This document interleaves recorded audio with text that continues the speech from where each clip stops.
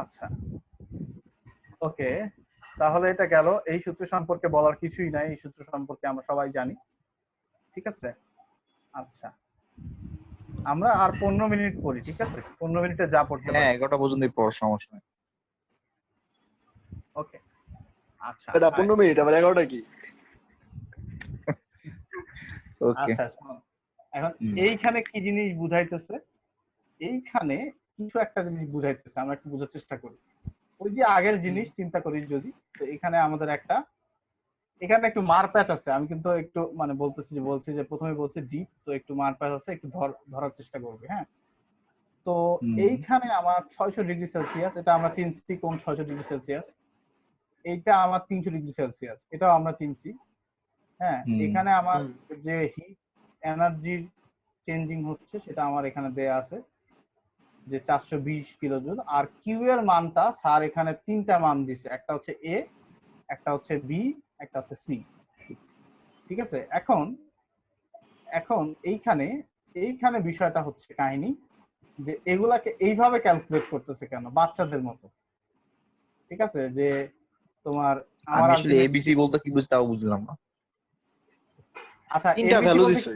তিনটা ভ্যালু দিছে, এই যে কিউ2 এর একবার ও দুইবার আচ্ছা, তিনবার। কিউটির 3টা ভ্যালু। আচ্ছা আচ্ছা, সরি। ওইটা বুঝছি, বাট আমি করবোটা কি, ম্যাথের কাজটা কি আমার? হ্যাঁ, এটা সেটা বলে বুঝা, দিলে ভালো হতো। এটা ম্যাথ না, ঠিক আছে, এটা ম্যাথ না, আচ্ছা, ও আচ্ছা, কনসেপ্ট। ম্যাথ না। ও আচ্ছা, ঠিক আছে, হ্যাঁ, তাহলে বলো। আচ্ছা, এখন আমরা এই সূত্র চিনি, ডিকিউ হ্যাঁ, বাই চিনি। টি। আচ্ছা, এই সূত্রে এখন এই জিনিসগুলো আমরা কেমনে আসতেছে, আগে আমরা মানগুলোর সাথে পরিচিত হই। 420 এখানে আছে, এই হচ্ছে 420, 600 আছে, এই যে 600, আছে। ঠিক আছে, 210, এই যে 210, কিউ2 এর মানটা বসাই দিছো, 300 আছে। সমস্যাটা কোথায়? সমস্যাটা হচ্ছে এই যে উপরের পোরশনটা হচ্ছে তোর ডেরিভেটিভ টার্ম, নিচের পোরশনটা হচ্ছে নরমাল টার্ম, ঠিক আছে। আমার আলটিমেটলি যদি সবকিছু নরমাল টার্ম হইতো তাহলে কিন্তু আমি উপরে ইজিলি বাদ দিতে পারতাম হচ্ছে আমার কিউ2 মাইনাস কিউ1 মাইনাস কিউ2 বা কিউ2 মাইনাস কিউ1, যেটাই বলিস, ঠিক আছে। আলটিমেটলি আমরা বাদ দিতে পারতাম, বিয়োগ করতে পারতাম, ডিভাইড বাই তোর হচ্ছে কি করতে পারতাম, টি2 মাইনাস কিউ1 করে মান নিয়ে আসার চেষ্টা করতে পারতাম, ঠিক আছে। কিন্তু এই যে উপরে ডেরিভেটিভ টার্ম, নিচে নরমাল টার্ম, যার কারণে জিনিসটা করতেছে তোর একদম, আমি বলতেছি যে স্যারের জিনিসটা টোটালি এক্সাক্ট শিওর না, ঠিক আছে। এখন আমি এখানে নিজেই এই জিনিসগুলো প্রশ্নবিদ্ধ। হ্যাঁ, বাট এই জিনিসটা এভাবে ক্যালকুলেট করতেছে, তাই বলতেছি যে প্রথমে যেটা করতেছে হচ্ছে আমার এই যে এটা হচ্ছে কিউ1, এই কিউ1 এর মানটা নিছে, তার সাথে ক্যালকুলেট করতেছে হচ্ছে টিটা। বুঝাতে পারছি? মানে হচ্ছে সিঙ্গেল ক্যালকুলেট। আমরা যদিও জানি টি2 মাইনাস টি1 এগুলা, এই জিনিসগুলো এখানে বসাচ্ছে না।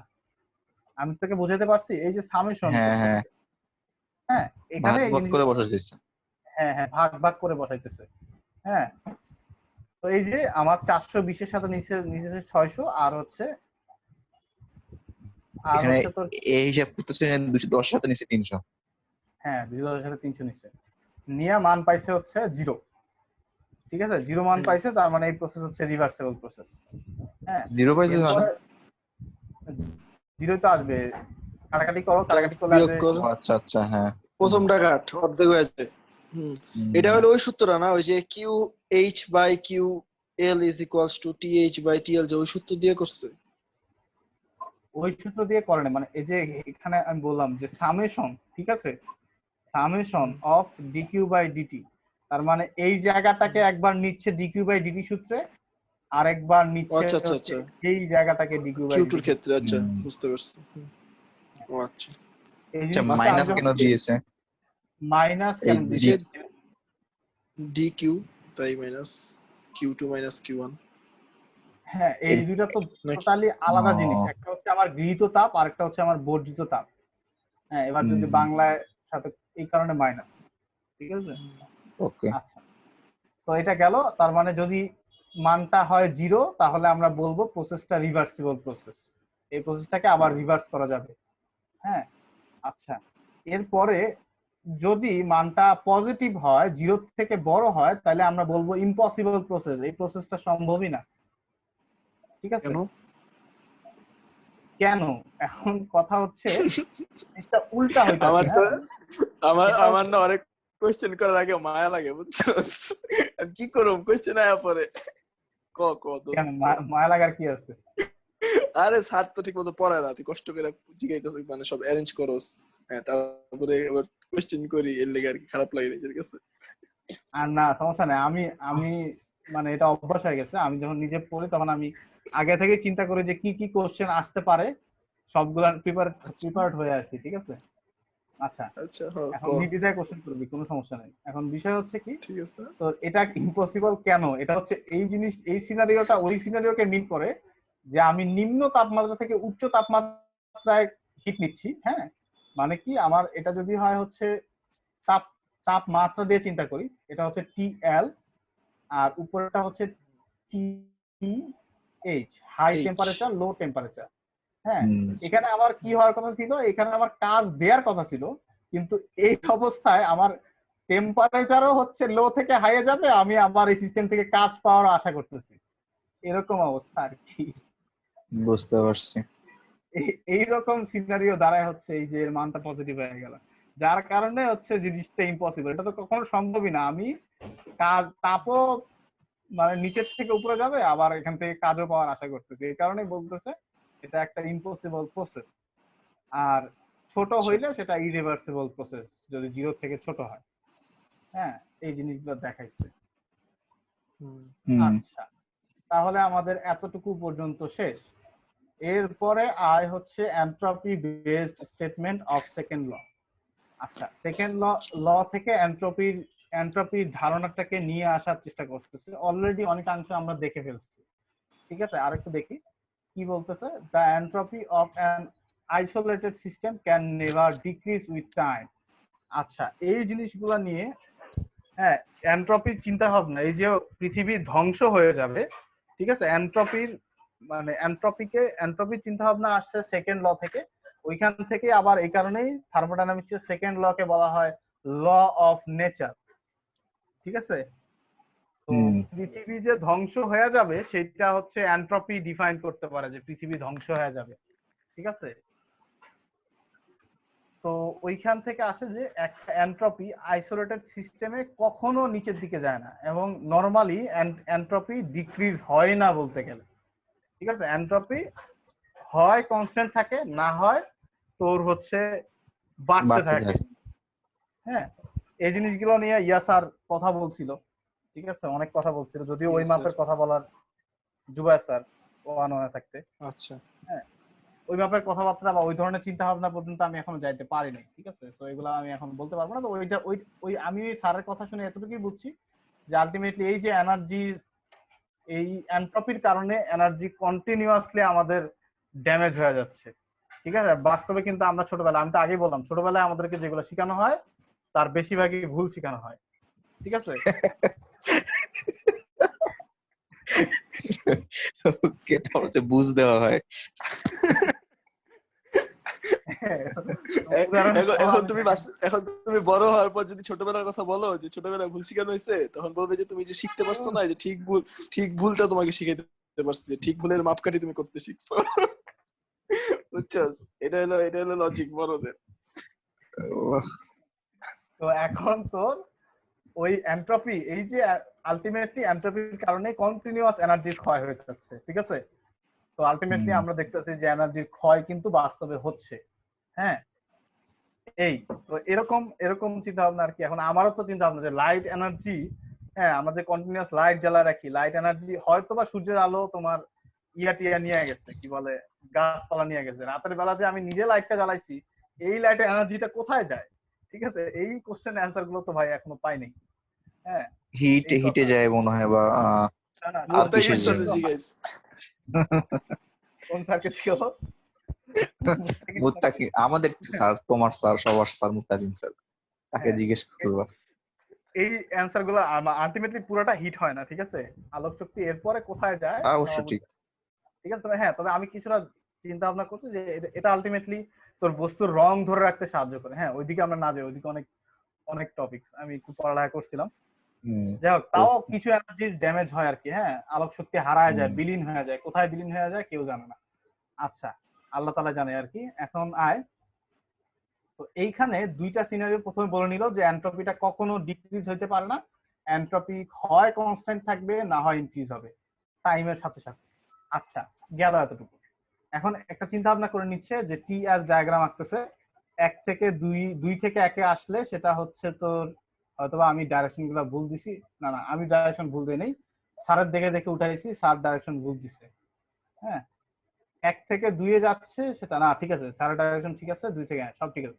1 থেকে 2 এ যাচ্ছে ইরিভার্সেবল ধরে নিচ্ছি আমরা, আর 2 থেকে 1 এ আসাটা রিভার্সেবল। ঠিক আছে, মানে আমরা এটা ধরে নিচ্ছি, ইটস এ কনসেপ্ট, ইঞ্জিন তারা চিন্তা করতে যাও না আবার। হ্যাঁ, আচ্ছা এরপরে কি করলো, ক্লসিয়াস ইনইকুয়ালিটি, সেটা তো আমরা দেখলাম। হ্যাঁ, তো এটা গেল। এরপরে আবার ওই একই জিনিস কন্টিনিউয়াস চিন্তা ভাবনা করতেছে, এই যে এই জিনিসটা কন্টিনিউয়াস করে আর কি জিনিসটাকে বানানোর চিন্তা ভাবনা। তো এই জিনিস আর কি, অথবা তুই এইভাবে মনে রাখতে পারিস যে 1 আর 2 দুইটা হচ্ছে পয়েন্ট, এখানে আমরা কোন কোন পথে আসতে পারি তার সামেশনটাই হচ্ছে আমার ক্লোজড ইন্টিগ্রেশন। ঠিক আছে, ওইভাবে চিন্তা করতে পারিস। যাই হোক, তো এখন তো এইটা তো বুঝছি যে এটা কেন কেন এরকম হইলো, একবার 2 থেকে 1 কেন হইলো, 2 থেকে 1 এ আসতেছি তাই ওই ইন্টিগ্রেশন। এই যেহেতু তোর সাইক্লিক ইন্টিগ্রেশনটা বাদ দিয়ে নরমাল ইন্টিগ্রেশনটা দিছে। হ্যাঁ হ্যাঁ, সাইক্লিক ইন্টিগ্রেশনকে নরমাল ইন্টিগ্রেশনে পরিণত করা হইলো। আচ্ছা গেল। তো আমরা আবার তোর হচ্ছে কি বলে 2 থেকে 1 এর আগে দেখে আসছি যে এরকম হয় যে S1 মানে হ্যাঁ এই জিনিসটা হয়। হ্যাঁ, তার মানে এখানে আবার কি কি কাহিনী ঘটাবে, একটার ভিতরে আরেকটাকে ঢুকানোর চেষ্টা করবে। হ্যাঁ, এই যে এখানে 2 1 আর এদিকে আছে 1 2, এখন এই যে S1 S2 কে এখানে বসায় দাও। ঠিক আছে, মানে এই জিনিসটাকে ধরে নিয়ে আসা, এই জিনিসকে বানানোর চেষ্টা, আবার তোমার কি বলে ওইটার ভিতরেই আবার বসায় দাও। ঠিক আছে, বসায় দিলাম S1 S2। ঠিক আছে, বসায় দেওয়ার পরে পাইলাম কি, ওইদিকে নিয়ে গেলাম। ঠিক আছে, নিয়ে গেলাম, যেহেতু মাইনাস থাকে মাইনাস দিয়ে উল্টা উল্টি করলে চিহ্নের পরিবর্তন আসে, চিহ্নের পরিবর্তন আসলো। হ্যাঁ, আসার পরে এখন হচ্ছে তোর এই যে এটাকে ড্যালাস দ্বারা প্রকাশ করে সেটা তো আমরা সবাই জানি। হ্যাঁ, এবং এখানে যেহেতু অসমতাকে সমান করতে গেলে আমাদেরকে অবশ্যই কিছু ব্যালেন্স করতে হবে, সেই ব্যালেন্সটাকে বলতেছে অ্যাস জেন, একটা এন্ট্রপি। আমি তো আসলে সুগার পড়ছি।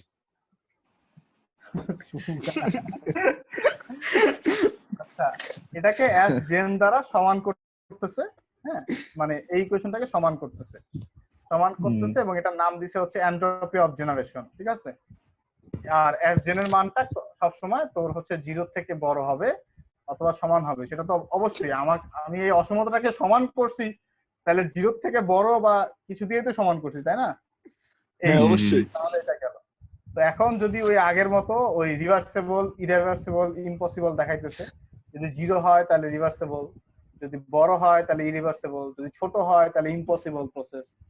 ঠিক আছে, তো এখান থেকে বোঝা যায় কি যে এই যে ডিফারেন্স ছিল, হ্যাঁ, এখান থেকে যে এস জেন বা এন্ট্রপি জেনারেশনের কনসেপ্ট থেকে বোঝা যায় কি, and so entropy increases or remain constant with the time.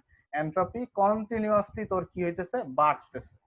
ঠিক আছে, এই যে এন্ট্রপি বাড়তেছে, এই এন্ট্রপি বাড়তে বাড়তে একদিন তোর পৃথিবী ধ্বংস হয়ে যাবে। পৃথিবী ধ্বংস হয়ে যাবে, এটা ছোটবেলায় জানতাম, এখন বড়বেলায় এসে পড়লাম আর কি।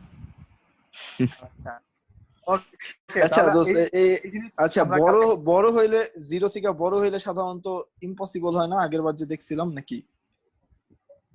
আগেরবার মাইনাস মান আসছিল, ওইটা মনে হয় নাকি? না, পজিটিভ না আসছিল। ওটা বললাম না। না না, আগেরবার 0 থেকে বড় হইলে দেখছি ইম্পসিবল, মাইনাস হইলে দেখছিলাম ছোট।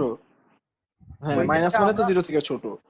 হ্যাঁ হ্যাঁ হ্যাঁ, ওইটা আমরা এই সূত্রের বেসিসে ক্যালকুলেট করতেছিলাম, এই সূত্রের সামেশন। আর এখানে আমরা এস জেন এর মানটাকে দেখতেছি এটা কেমন। দেখি একটু মানটা। আচ্ছা, এস জেন এর মানটা যদি 0 হয় তাহলে রিভার্সেবল, যদি বড় হয় তাহলে ইরিভার্সেবল। আচ্ছা, আর ওইটা কি ছিল তাহলে? ওইটা ছিল summation of dq by dt. হ্যাঁ, এই যে summation of dq by dt, মানে এটা হচ্ছে এন্ট্রপিটা, ওটা হচ্ছে তোর এস জেনের কথা, একটু ডিফারেন্ট। ওইটা এন্ট্রপি। হ্যাঁ, আর মনে রাখতে পারিস এটা হচ্ছে আমার নরমালি যে কোনো সিস্টেমের এন্ট্রপি, আর ওটা হচ্ছে আমার ওই সূত্রটা ব্যালেন্স করতে গিয়ে যে এন্ট্রপি সেইটা। ঠিক আছে, অ্যাস জেন। এটা আলটিমেটলি আমার কখনো লাগে না, কোশ্চেন যদি ওইটা আসে যে দেখাও যে এন্ট্রপি কখনো ইয়া থাকে না, কি বলে, ডিক্রিজ হয় না, অথবা দেখাও যে এন্ট্রপি সারা জীবন কনস্ট্যান্ট থাকে এবং কন্টিনিউয়াসলি ইনক্রিজ হয়, তখন আমরা এই এই এখানে অ্যাস জেনের উৎপত্তি করব। এছাড়া অ্যাস জেনের কোনো কাহিনী নাই। ঠিক আছে? ওকে। আচ্ছা, তাহলে আজকে এতটুকুই থাক, নতুন কোনো কিছু না শুরু করি। এখানে আরো হ্যাঁ কাহিনী আছে, এখানে তো ডিরাইভেশনে ভরা। হ্যাঁ, আচ্ছা, বুঝছি। আর এই স্লাইডটা আবার কসাম অনেক ভালো করবো না? কি ভালো ভালো করবে ভাই, দেখো বললাম না যে স্যার এটা এটা রেকর্ডিং অফ কর, রেকর্ডিং অফ কর।